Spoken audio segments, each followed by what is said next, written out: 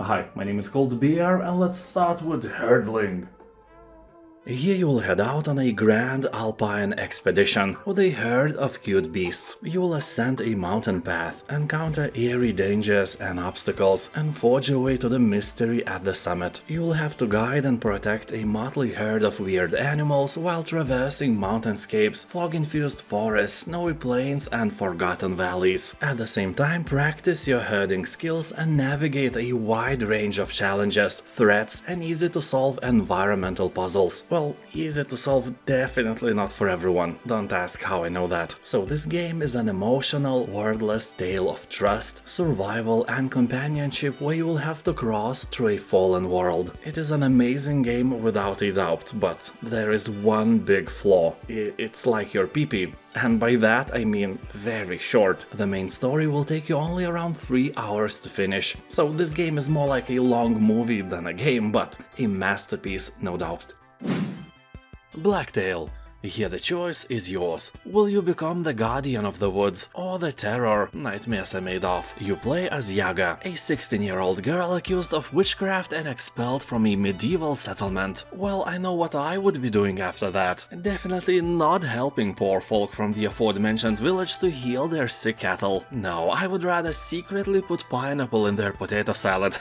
Also, would turn all their delicious beer into milk. Milk of a cat. Yeah, milk of a cat or of a hamster. Anyway, he will decide the fate of the land and its inhabitants, and witness the impact of your decisions on your skills through an implemented morality system. People on Steam are saying that the game feels more mature than the visuals it provides, and the story is really dark and captivating.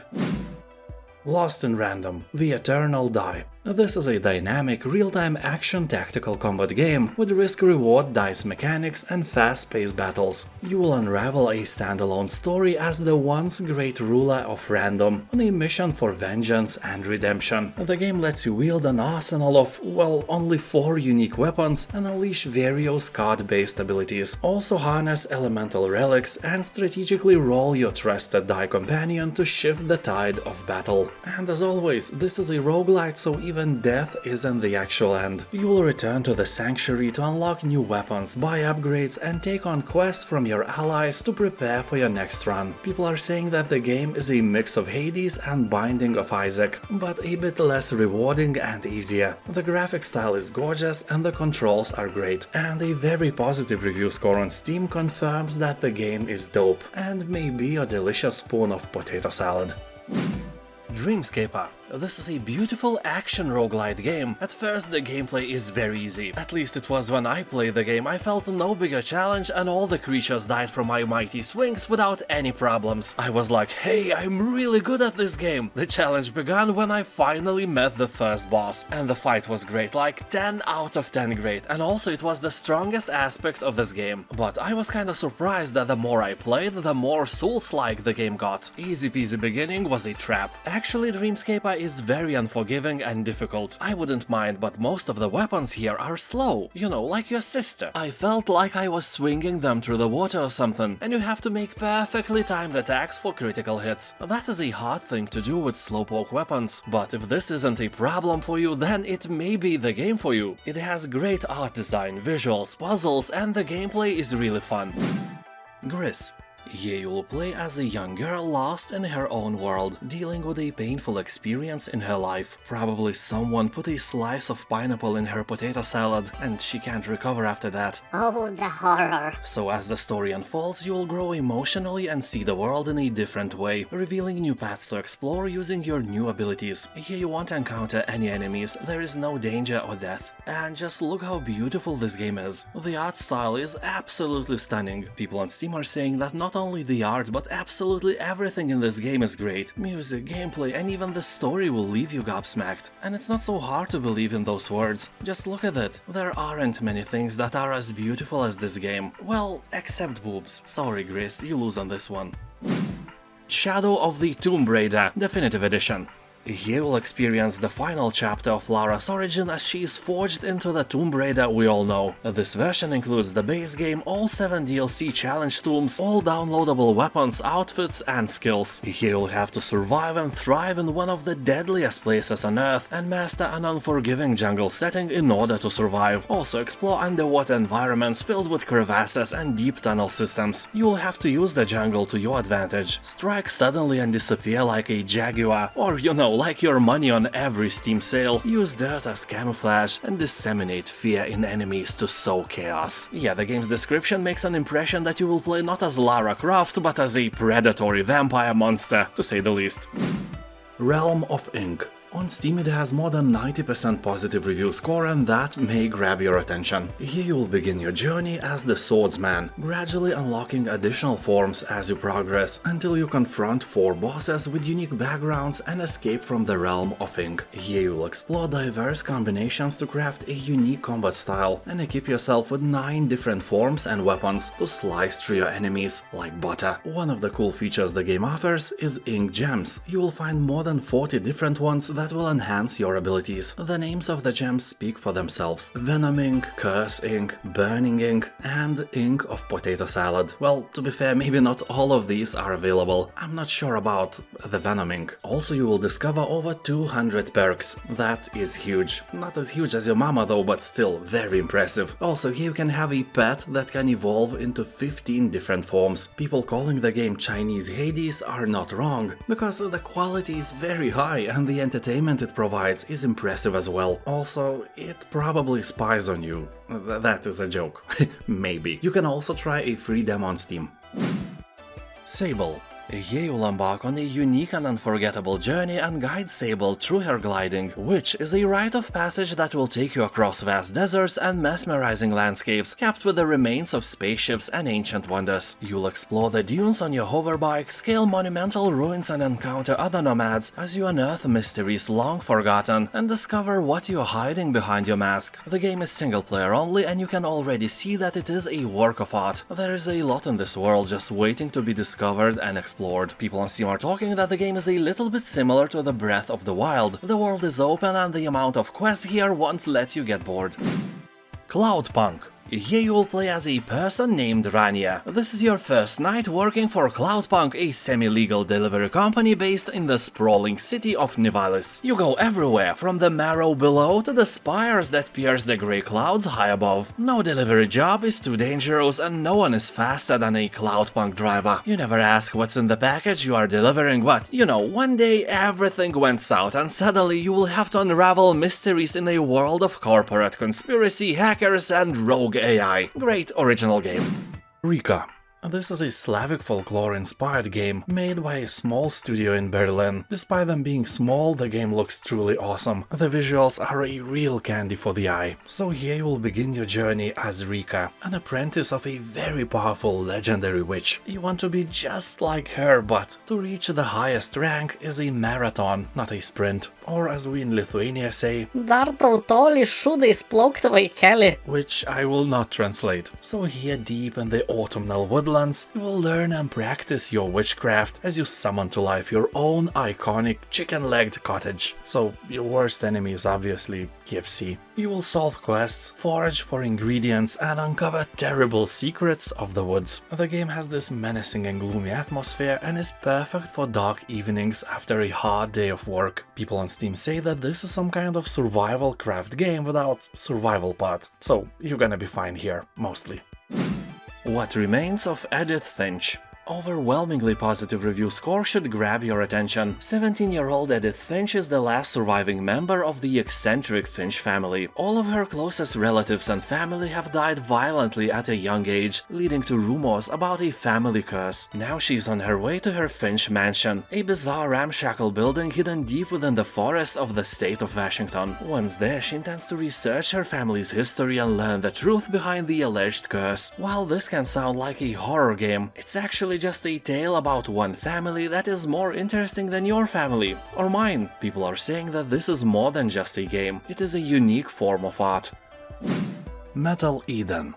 In this single-player first-person shooter, the best qualities of Doom, Unreal Tournament and Quake merge into a non-stop action carnage. You are an advanced battle android and your mission is to kick everyone's ass who is not agreeing with you that pineapples don't belong in any potato salad. The game has probably the worst game description on Steam I have ever seen in my life, and as a writer I wanted to gorge my eyes out, but I decided not to. Anyway, they are way better game developers than they are writers, and here you will test your skill against robotic, cybernetic, artificial enemies like never before. Okay, like many times before, but only those actually good times, I promise. You will shoot, bash, slide, electrocute and harness your superior agility in acrobatic combat. The game is quite short, around 5 hours of your boring life will be made better by it, and very positive review score can confirm that with ease. People on Steam are saying that Metal Eden is very fast boomer shooter that will take you back to your youth when you had at least double the amount of hair on your head. No worries, you know how they say, every hair lost is an IQ point gained. Nah, nobody says that. I'm sorry, your IQ is probably worse now. Just enjoy the game, it's great. Asterigos, Curse of the Stars. In this high fantasy world you will discover the long-forgotten secrets, interesting battle encounters, interconnected maps full of places to explore, and an immersive story where every choice matters. The game is really fun if you like light Souls-like battles and can enjoy a bit of cartoony graphics, but not everything is nice. Game has no map, like at all, so you will have to remember all the places in your head. That of course creates another level of immersiveness because you will have to use your actual navigational senses you usually never use in games. But do we actually want that? I don't think so. Anyway, if you decide to obtain it, the game will take about 30 hours from your boring life. The Pathless. This is a perfect game for fans of Journey and Abzu, although with a tiny bit of more action implemented. Here you will become the Hunter, a master archer who travels to a mystical island to dispel a curse of darkness that grips the world. Soar through the air and forge a connection with your eagle companion. Perform fluid acrobatics and execute awesome trick shots with a unique archery system that allows effortless shooting while moving at high speeds. The evil won't rest until the world is destroyed, so what are you waiting for? And now I know that you are concerned about the most important thing. Can you pet the bird? And yes, you can, so it's automatically a good game. Also, it has very positive review score on Steam. In Other Waters.